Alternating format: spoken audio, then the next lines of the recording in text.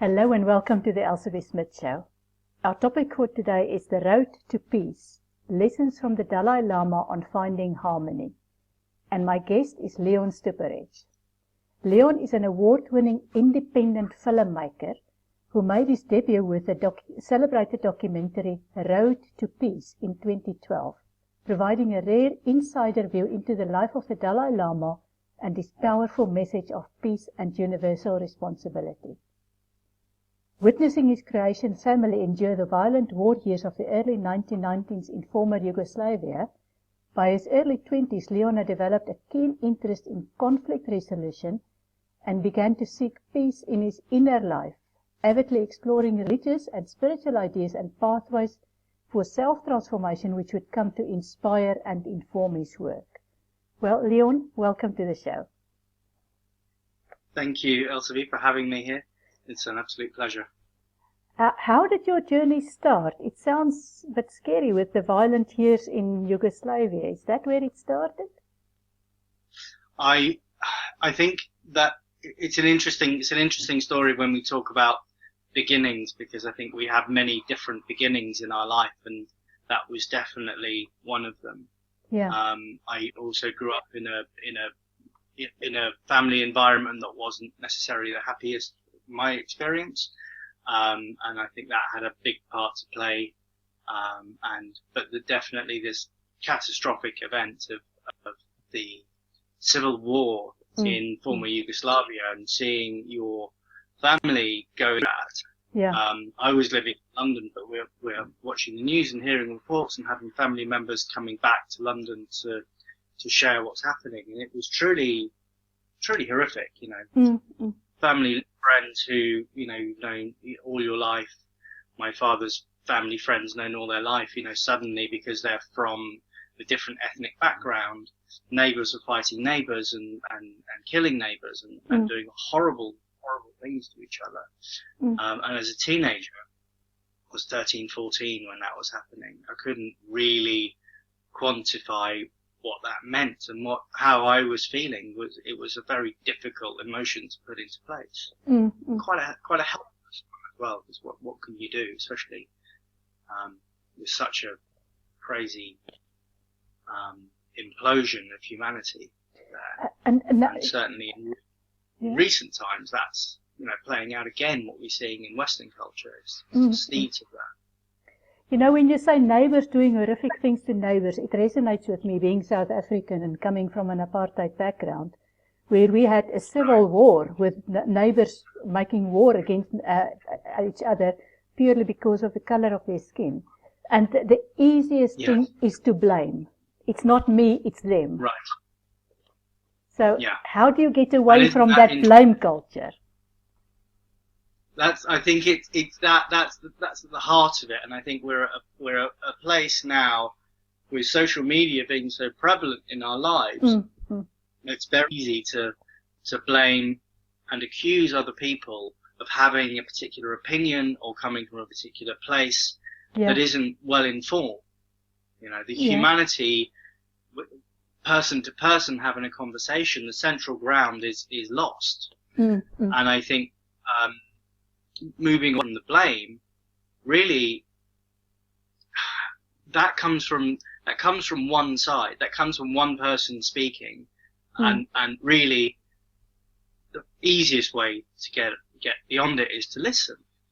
Yeah.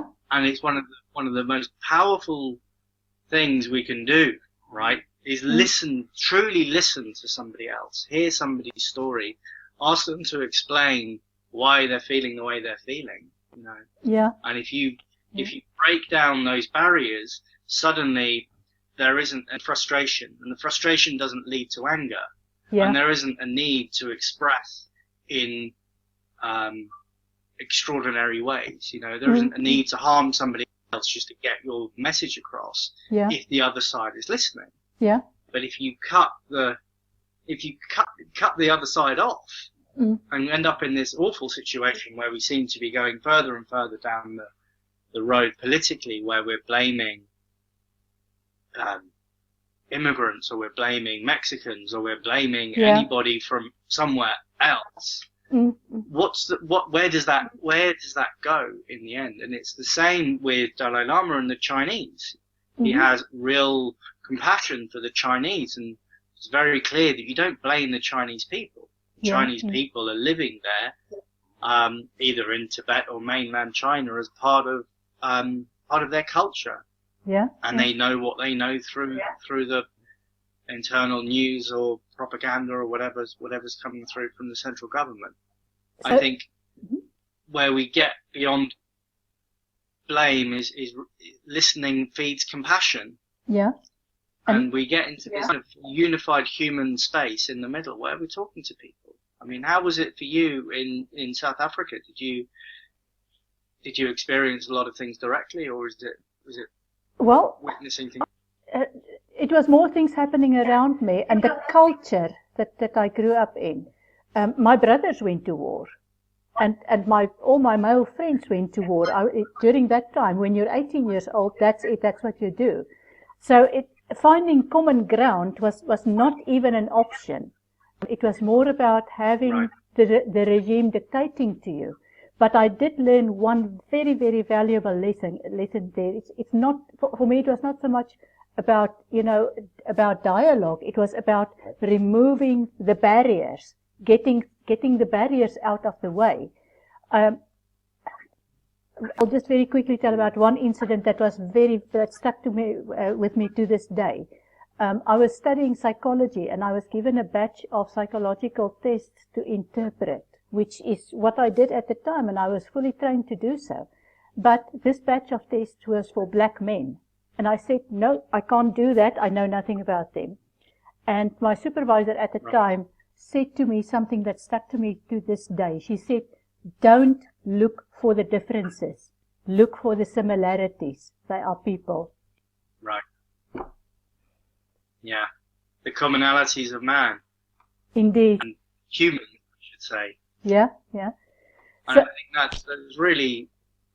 It's really at the heart of any kind of conflict resolution or any kind of solution towards world peace is understanding we all have the basic human needs that are roughly the same.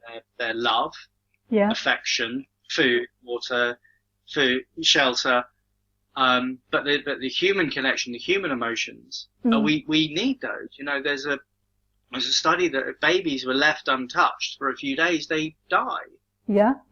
And it's quite an extraordinary point to think about. If we don't have human touch, human warmth, human affection, it really is physically damaging towards us. And of course what it does to our mental health as well. Indeed. You know, the worst form of torture you can do is isolation. Yeah. To somebody. Now, I watched this film that you made, The Road to Peace. And what really struck me was what I initially experienced as a bit of a contradiction, where the Dalai Lama said he is promoting two different issues. And let's first talk about the one.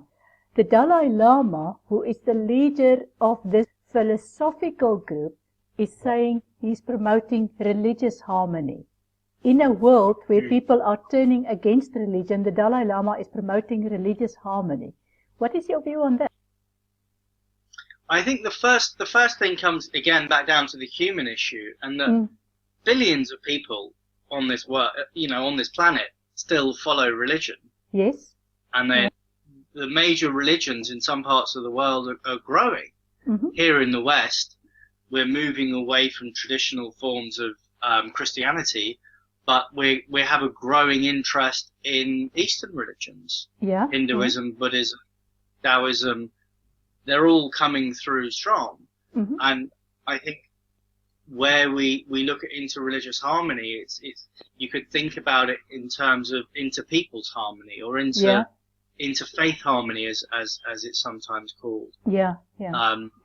Understanding that at the central teachings of all major religions is an understanding for love and compassion. Kindness. It's there in all religions.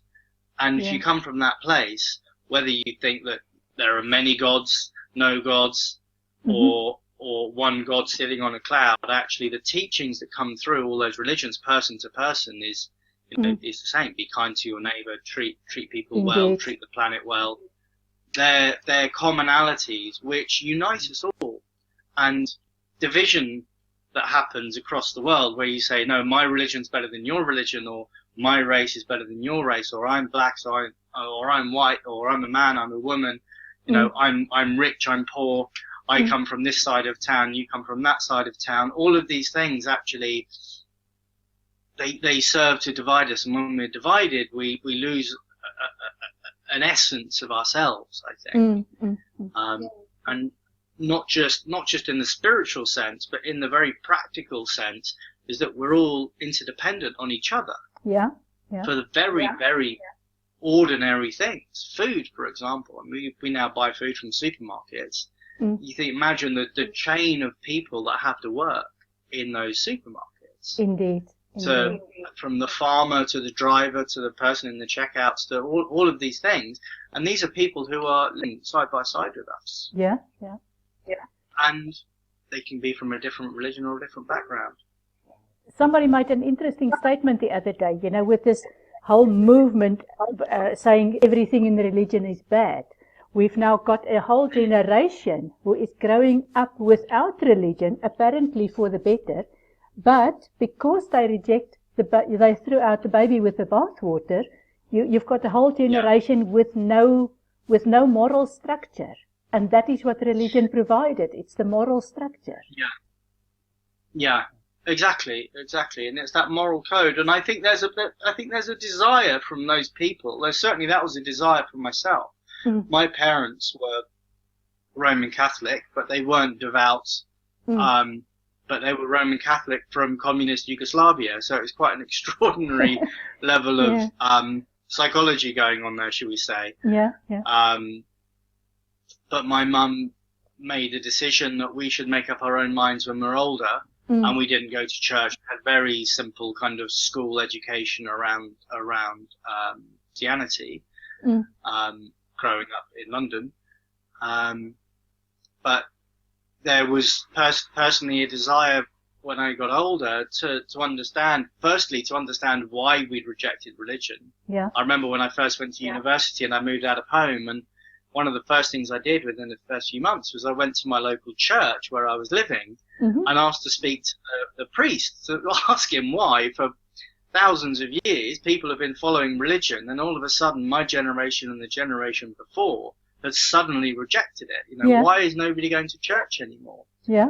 Funnily enough, he couldn't answer the question. He wouldn't answer the question for me, but it was a question that I think I've been personally exploring ever since, and I think that's what led me to make the film with the Dalai Lama, because I started to look for spiritual answers, looking to use my technical skills of filmmaking and television editing as a way of giving something back, and also learning about a whole subject that I knew very little about at the time. So in my early 20s, I started editing spiritual documentaries as a way of getting some knowledge. And it was and the first film I edited was about Westerners going to India, to Dharamsala, where the Dalai Lama lives, and as following Westerners asking why they went to India to find spirituality. Very similar to my original question. And of course, being the home of the Dalai Lama there, a lot of people were talking about His Holiness. And that planted a very firm seed that made me look further into who he was as a person, and all these extraordinary rumors about what it's like to be in his presence, and how people burst into tears just being near him, and people talk about this energy that he has. And I was really curious to know more about that, whether it was a myth, whether it was just somebody who's extraordinarily famous that, starstruck. You get overwhelmed. Or whether there was something extraordinary about the man. And I think the answer is a combination of all of those, but there's certainly something very tangible about the Dalai Lama's heart that you can feel. You can feel it from a distance, but which is just hopefully something captured in the film. Indeed. It's just so inspiring to watch it. for me, the contradiction was in that he said he was promoting religious harmony, but at the same time, he was saying that he's promoting human values. Why not? Yeah. Why not godly values? Why human values? Is he against God? I think because the human values transcend religion. Okay. They're the central core of religion, but they also transcend religion. Mm-hmm. He recently wrote a book called Beyond Religion, which is about that. It's about human values that are within religion. That, you know, I have a kind of personal belief that religion is there like a school. It teaches us this moral code, and then we can get to a point where we can drop the religion. Mm-hmm. And you keep the seed. Was Buddha a Buddhist? Was Christ a Christian? Yeah. No, they were people that, with an extraordinary background, of course, and did extraordinary, learnings and taught a huge amount. But I think as a human being, they discovered something that, you know, this idea that we can all be a Buddha, this idea that we're all the Son of God, which is exactly what Christ is, unifies us all again. Yeah. And it's just a different method into humanity. It's a different method into human values, which again transcend our universal basic needs. I'd just like to read you a short excerpt from a prayer, which is what I've been told from monks close to the Dalai Lama. This is his main prayer that he recites every morning, and it's his main motivation for continuing. Yeah. And this might help also answer your question. It's from I think a 13th century Tibetan master. It's called Shantideva. For as long as space remains, for as long as sentient beings remain, until then may I too remain to dispel the miseries of the world. For as long as space remains, for as long as sentient beings remain, until then may I too remain to dispel the miseries of the world. Beautiful.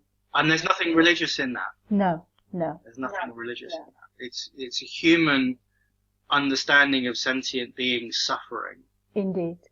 And again, it comes down to this idea of separation. And the Buddhists believe that we all have Buddhahood. We're all Buddhas. Yeah. We all have that potential. And it's just a label. It's like a Christian saying we all have God inside us. It's just another label. And it brings us down to this understanding that suffering's a very difficult word for us in the West, I think. But we're struggling. I like to use the word struggling. And many, many, many people, most people, say 99.999% of people are struggling with their emotions, with love, with expectations of what life is, the blame stuff that we receive and we give.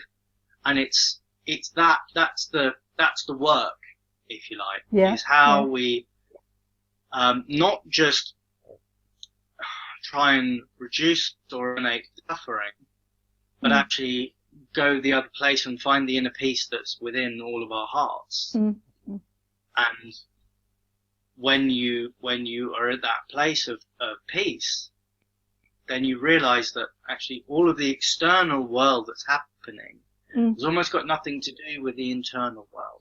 Actually, it's the other way around.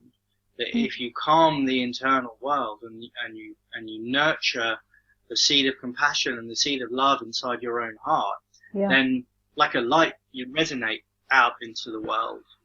I heard something very beautiful a couple of weeks ago from another Indian teacher called Prem Rawat. I was at a very small talk that he gave, very few number of people, and he was talking about the duality of life and about how we have darkness and we have light, we have joy and we have sadness. And in the light and dark comparison, he was explaining that there isn't an actual entity called darkness. Darkness doesn't come in Yes, and block out the light. indeed. Darkness is an absence of light. Exactly. I've heard that as well. So you need to dispel the darkness. You light one candle, Yes, and it will light the room. indeed. If Indeed. you want to dispel the sadness, you bring joy. The sadness is at one level, right? Yeah. Sadness is a lack of joy. Yeah. Yeah. And this comes with peace as well. Yeah. You know, the light that comes from us when we bring peace into our lives. Mm-hmm. Actually, all of the darkness that happens around us, we start to realize that actually they're perceptions. Mm-hmm. And if I can change the perceptions from within, and I can still my heart and come from a peaceful, calm place, Yeah. then everything that I perceive differently. It does make sense. In the film, the Dalai Lama also says that we can never obtain peace in the world if we forget the inner world and we don't make peace with ourselves. And I think somebody also mentions Leo Tolstoy, who said everyone thinks of changing the world, but no one thinks of changing themselves. That's right. So the peace in the world needs to come from inner peace, which then radiates out. Yeah. And I would ask you, what is the world? You know, what from either from a quantum physics sense but from a philosophical sense, what is the world? You know, where does it exist? Yeah. Other than from our own perception, from our sensorial input, and then in our memory. Indeed. Or our imagination for the future. It all exists within our inner world. Yeah, yeah. That's right. And even if you look at the world just as being the world that we live in, what we can perceive with our senses, it would be a good start already to find inner peace and let that radiate out. Yeah. It's almost got nothing to do with the external world in many ways. Yeah. It's the contradiction of nothingness that exists, and that kind of negative space. Yeah. But we have a cause and effect in life, and we understand that in a universal consciousness, we are all affecting each other. We're affecting everything in the world. Indeed. So I think I think it was the first thing I ever heard from the Dalai Lama, and it changed my perception of the world on a dime. And it was a discussion about world peace and can one person change the world? Yeah. And the answer came back that we're all members of society. So I live, in southeast London. If I find peace in myself, or if I work towards finding peace and I change myself in some way, as I'm part of society, I've changed society. Yes. By changing myself. Yeah. So you can absolutely, at any moment in time, change the world. And I've seen this as for the last 10 years, been exploring peace, and I see how it affects my family, my colleagues in my work, and how everything has changed by my perception and my knowing myself has changed. And I think the Aristotle quote of "Know thyself" is really vital. It's really vital. In the last few weeks, I've been exploring this concept of the inner demons, because we often talk about inner peace and what happens in the inner world, but we also have these inner demons that we don't often acknowledge, and they're suppressed. And if they're anger, if they're violence, if they're jealousy, if they're these negative emotions that we suppress, but we don't explore them, and we don't learn what's triggering them, we don't learn what they are, then we're never going to truly know ourselves. And by knowing that aspect of ourselves and knowing what our triggers are, knowing what makes us sad, what makes us feel lonely, and leaning into that a little bit more and exploring that, then we can be comfortable with it. And even some of the aspects of anger can actually be very helpful, because it's a very useful instinct. If we get angry at something, there's a major injustice in the world, this awful fire that happened in London a couple of weeks ago. It galvanizes you. We feel anger towards that, and Dalai Lama says in Road to Peace, feeling something and saying something isn't dishonest. Yeah. But the difference comes from what you do with that emotion when you feel it, what you do with that instinct when you feel it. So if I feel angry, I now through meditation and through awareness meditation have developed a bit of space between the external input and what I put back out, and you can stay in that space for as long as you wish. Yeah. So you're not just automatically triggered. You're not automatically just bouncing something back. So if I feel anger at something, like what happened to me personally with the Grenfell Towers, I didn't react to that. It took a week or 10 days for it to fully absorb into my understanding before I could talk about it. And I know many other people had that same reaction. And rather than just responding, which is just absolutely just if that's where you are, but not just responding for the sake of responding, or not just, it's about being conscious of your speech, conscious of your actions, and conscious of doing things for the right motivation.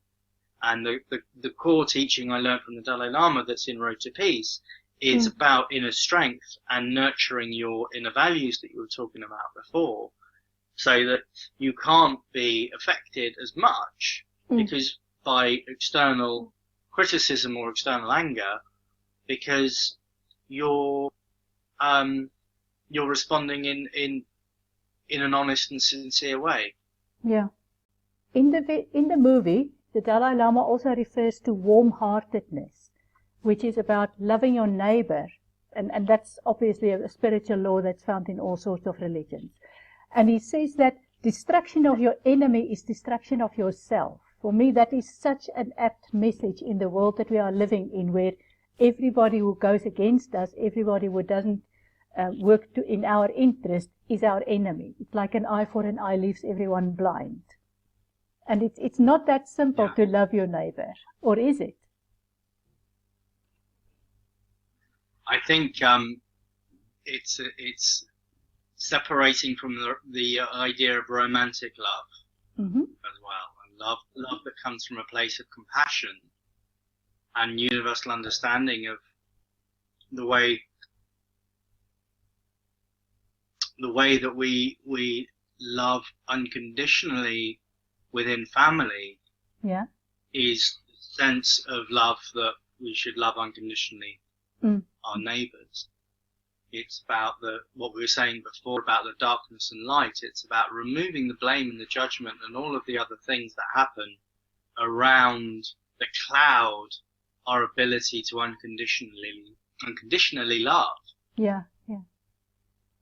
If we start thinking of otherness, if we start separating ourselves from other people, then it's impossible to love. But actually, if we look at their, the positives that they have in their life and their basic needs, their basic understanding that actually a concern for the well-being of your neighbour is a very loving thing to do.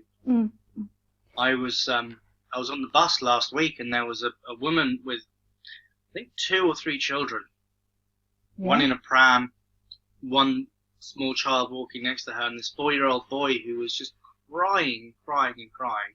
It was 9:30 at night, and he was really tired. Of course. The mum had just picked him up from nursery on the other side of London. She had to work late, and this poor child was distraught. And I know what it's like when you're on a London bus with a crying child, how everybody stares daggers at you. Indeed, it's humorous. And You're I looked abusing at the that mother child. and I saw, and I remember the time when I was in that situation and I had a very tired, stressed child, and you know, you get all the judgment and all the, you should do this and you should do that. And I helped her off the bus. She happened to get off the same bus stop as me, and I helped her off the bus and I said, "You're doing a good job. Well done. I know how hard it is." Mm-hmm. And she said, "Thank you." And I said, "Can I help in any way?" And I ended up carrying her 4-year-old on my shoulder, who pretty much went to sleep on my shoulder. Oh my goodness. And it turned out that she literally lives across the lane here from where I am. She's actually one of my neighbours. She lives. I live at number 3. She lives at number 15. Yeah. And this was a random stranger on the bus. Yeah. That is now somebody that I know, but mm-hmm. but that thought of separation, that thought of otherness. Yeah.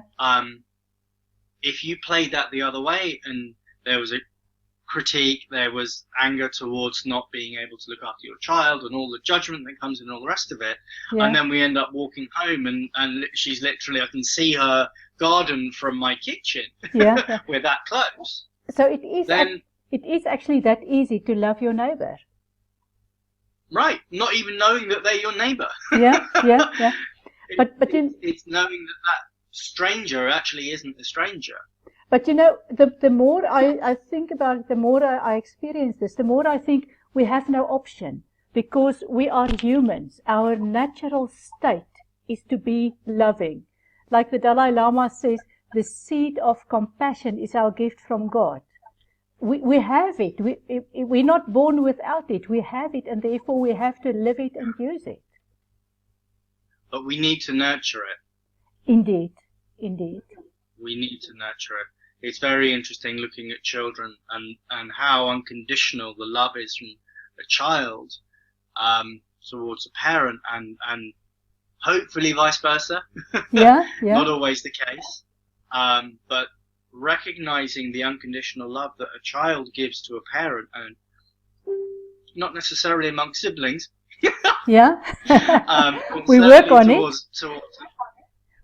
towards parents, and you recognize that there's a concrete pillar of bond that happens with the truest sense of love. Yeah. And the seed of compassion is a way to access that within everybody. Mm-hmm. Because once you understand that everybody is a child, everybody is a parent, everybody has hunger, everybody needs sleep, everybody needs, a smile. Indeed. It's one of the hardest things of living in a city is that people don't often smile to each other. You're surrounded by thousands of people on your commute to work. You see hundreds and hundreds and hundreds of people. And how few people will smile. There's a tube station, the tube line that goes from Waterloo to Bank. It's actually quite scary using it in the morning with the rest of the commuters. It is like this mass of hundreds, literally hundreds of people getting into this corridor. Right. Nobody speaks. They don't make eye contact. They're in their own little worlds. Yeah. And if you say good morning, you get a funny look. Yeah. Not always. I find I make a point of, it starts with eye contact and a smile first, and then say good morning. Yeah. Or you don't even need the words, but it's the human connection. Yeah. And this is what the warmheartedness is. And I think it's a physical sensation as well. It's a really interesting use of words there. He says warmheartedness is the key factor to a happy life and a successful life. Yeah. And you think, well, really? It's that? Yeah. It's not something else that also brings you national success and all sorts of benefits. Mm-hmm. And it's kindness, but it's actually using your heart and being in tune with your heart and understanding the expression of the heart. Indeed. And going And that's the inner world again. It comes back to that place of the inner world, nurturing that. And you could just take it very literally and try and make your, if you like, your heart chakra warmer and expand that.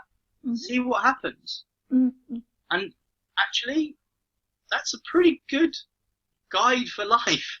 You don't really need much more than that. If you're centered on your heart and what you're bringing into your heart and breathing through your heart, and you feel your heart warming, I feel it now, you feel it warming, all of a sudden everything, it's that light and dark thing again.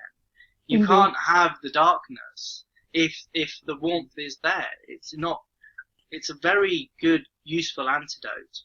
Yeah. In fact, the Heart Math Institute in the States teaches this. It's about breathing through your heart. Yeah. The Upanishads talk about the spark within the heart, and it's this. They've actually found this space, this microscopic space of where the electricity of the spark of life comes from in your heart. My goodness. It's extraordinary.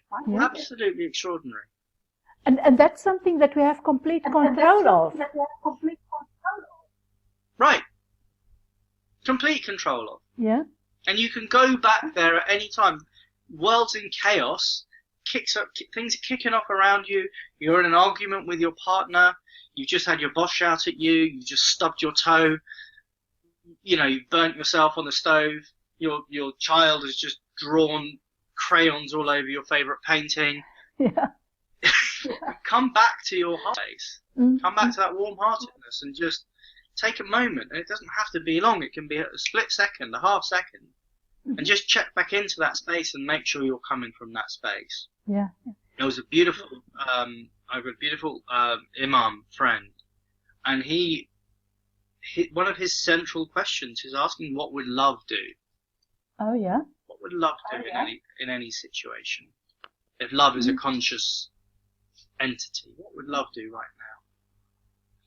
And if you're in a disagreement with somebody, think about what's the purpose of the disagreement? What are you trying to achieve from the disagreement? And actually, if you come back to the heart space and it's about mutual respect. It's about understanding where that person's coming from, the listening again.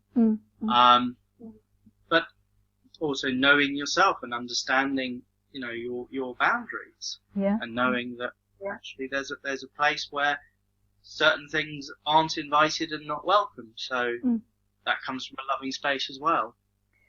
There was another concept that was referred to in the movie, which was about too much praise and too much criticism. Now, too much criticism, that to me says that criticism is actually okay, but too much is not good. Praise is okay, but too much is not good. So we're talking about balance, having complete balance, or striving towards complete balance. It was actually a quote from the Buddha that he was talking about being the political leader of the Tibetans and whether he's a good political leader or not. And he said that there's a teaching from the Buddha that says,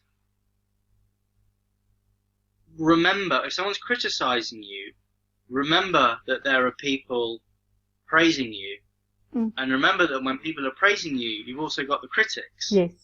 And actually, it doesn't matter. The Buddha teaches to ignore all of it. Yeah. The thing that's important is whether your intentions are honest and sincere. So you kind of become your own guide in that sense. Yeah. Knowing that the work that you're doing is for the right purpose. Yeah. To help other people, and you work on how you do that. You understand in your life's purpose how can you can ask in meditation, how can I best serve the world, and the answers are incredible that come through. Yeah. But knowing that your work is honest and sincere, I think it's right that we don't get caught up in the ego sense of someone's going, oh my God, you're doing amazing work, and then you get complacent. Or you freeze if somebody's criticizing you too much. And you go, actually, no, I'm a good person doing good work in the world, looking after my family, looking after myself, and I'm not harming anybody else. So if somebody's coming at me with criticism, I go back to that central mantra. No, I'm a good person. I'm not cheating anybody. I'm being honest. I'm being sincere. And they're the inner values that kind of are the central core to the human values that we were talking about before. Kindness, compassion, honesty, integrity, clarity, all of these kind of positive human emotions that we nurture within ourselves.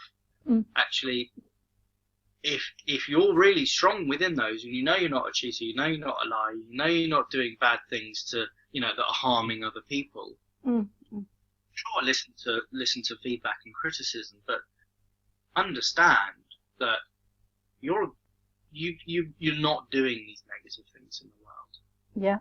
And that's the beyond the religion, that's the interfaith, interhuman, universal responsibilities again. It goes beyond any of the other facets that we have. So you were talking about all these beautiful things like loving your neighbor and having compassion and all of that, and how to live that. So here's my final question, a bit of a loaded one. What would you do if you get mugged? You know what? We have a basic instinct, don't we? The fight or flight instinct that kicks in.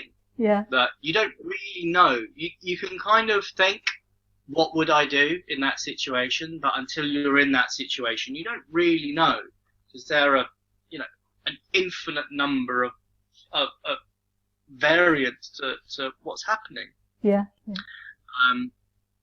But this happened to me a few weeks ago. I was walking through my local park, and I had my phone in my hand, and from a good 20 meters away, somebody's approaching, and he starts shouting over, "You got my phone, you've got my phone."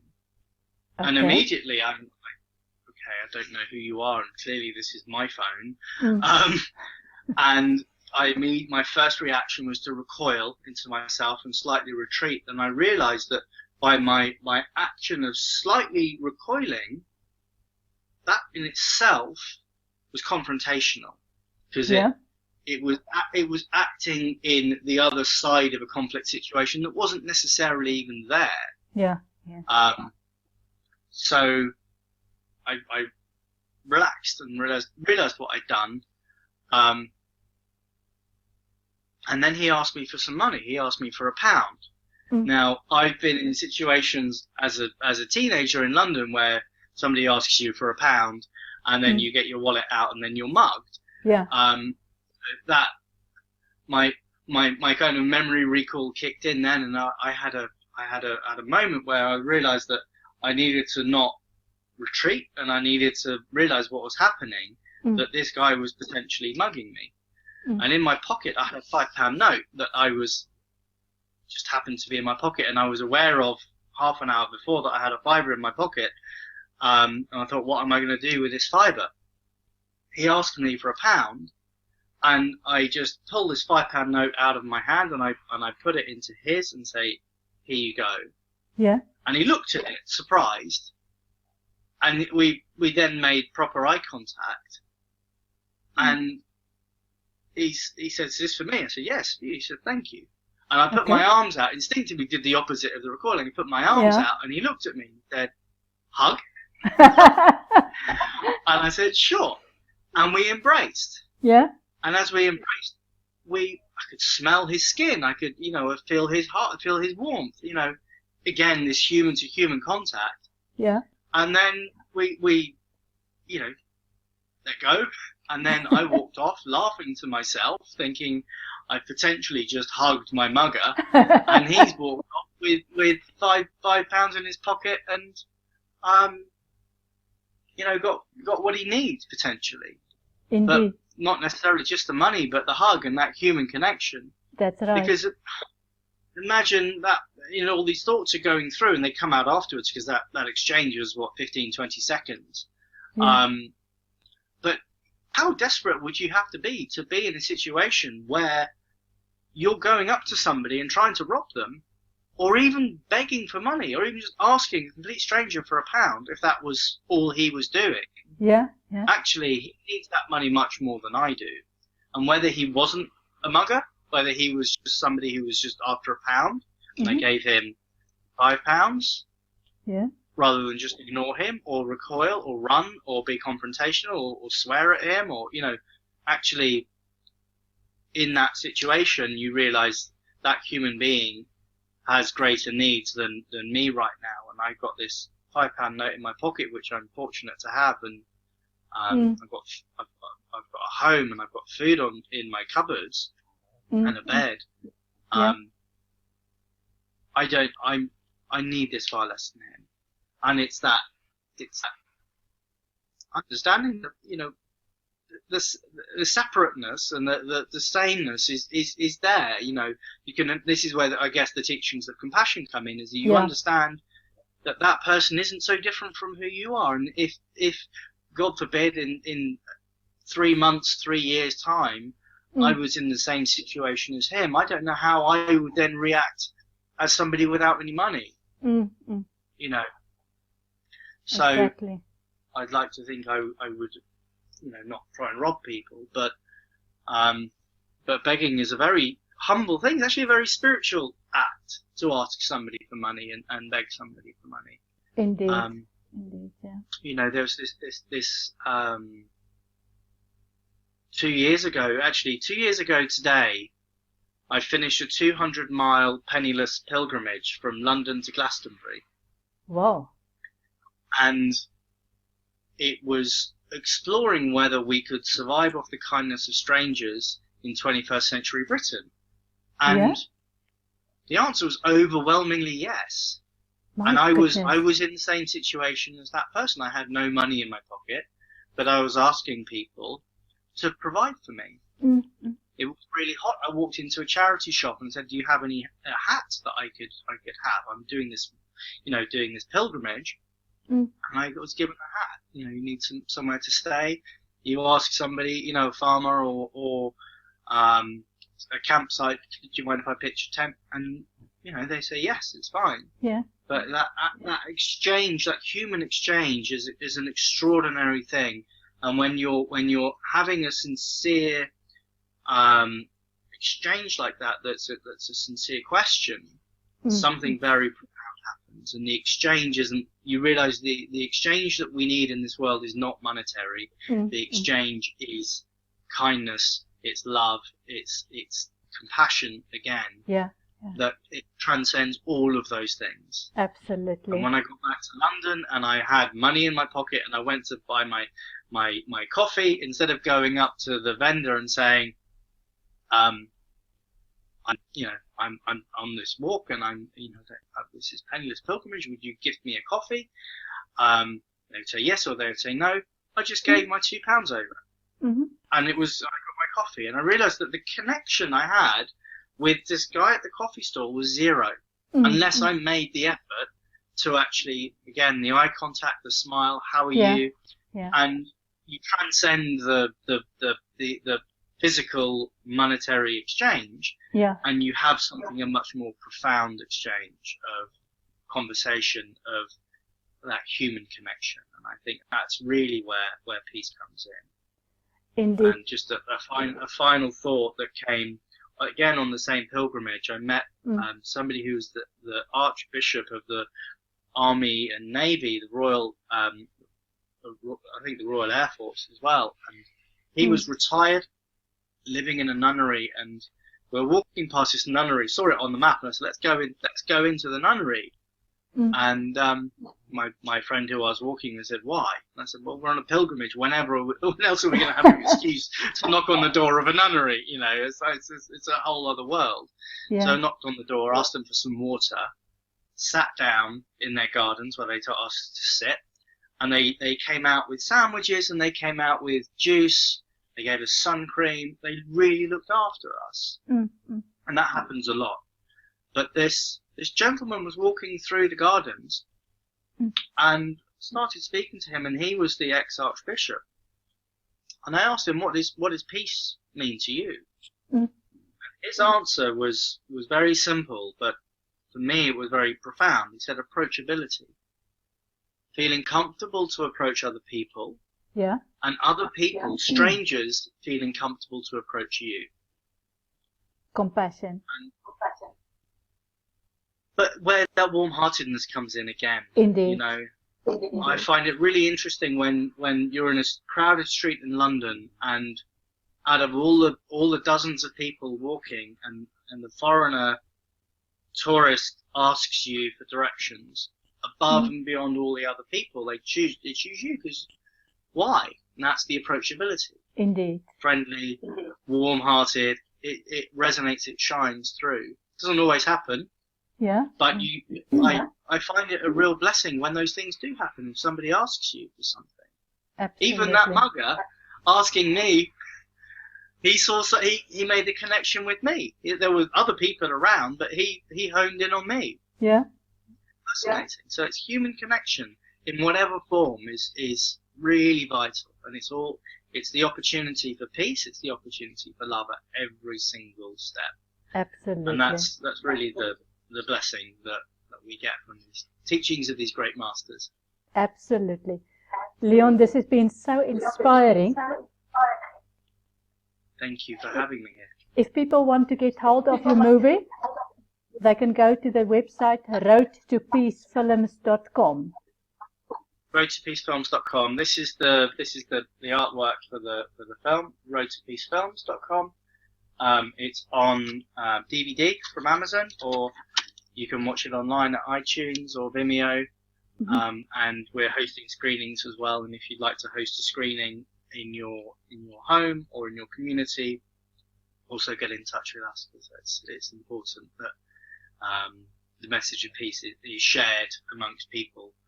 And I think it's a crucial part of experiencing the film as well, is that you watch it with other people. Indeed.